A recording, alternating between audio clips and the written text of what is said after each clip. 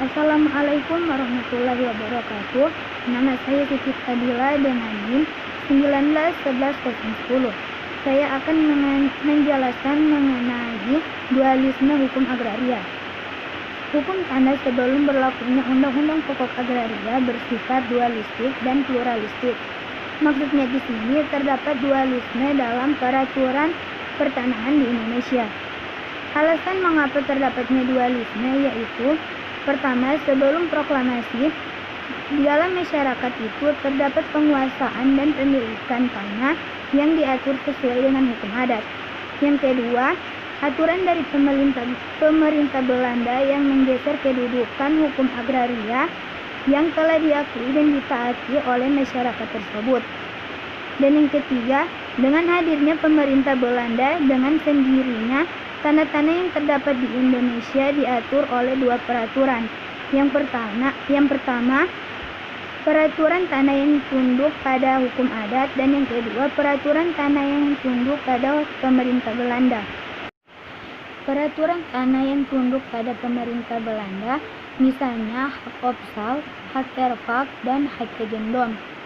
Hak opsal yaitu hak kebendaan untuk mempunyai gedung atau tanaman di atas tanah milik orang lain. Terdapat dalam KUH Perdata pasal 711. Dan kedua, hak erfak, hak kebendaan yang memberikan kewenangan yang paling luas kepada pemilik hak, kepada pemegang haknya untuk menikmati sepenuhnya akan kegunaan tanah sesuai dengan pasal 720 KUH Perdata. Yang terakhir, hak eigendom, hak milik untuk memiliki suatu barang secara lebih leluasa, sesuai dengan pasal 570 KUH Perdata. Selain kedua peraturan hukum tanah tersebut, pemerintah Belanda juga menciptakan hukum tanah seperti agraris eigendom dan menciptakan pemerintah swapraja atau pemerintah yang diakui Belanda yang mencakup berbagai bentuk administrasi seperti kesultanan, kerajaan, dan keadipatian. Dengan adanya peraturan-peraturan tersebut, maka timbullah yang namanya pluralistik atau hak atas tanah yang ada di Indonesia. Perbedaan dualisme hukum agraria.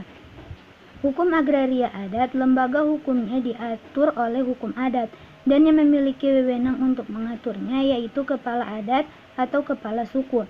Hukum agraria barat, lembaga hukumnya diatur oleh buku 2 KUH Perdata. Agraria adat melahirkan tanah adat seperti tanah ulayak, tanah hak milik, dan tanah hak pakai. Sedangkan agraria barat melahirkan hak barat seperti tanah eigendom, tanah hak opsal, tanah hak erfak, dan tanah gebrui. Sekian yang dapat saya sampaikan. Wassalamualaikum warahmatullahi wabarakatuh.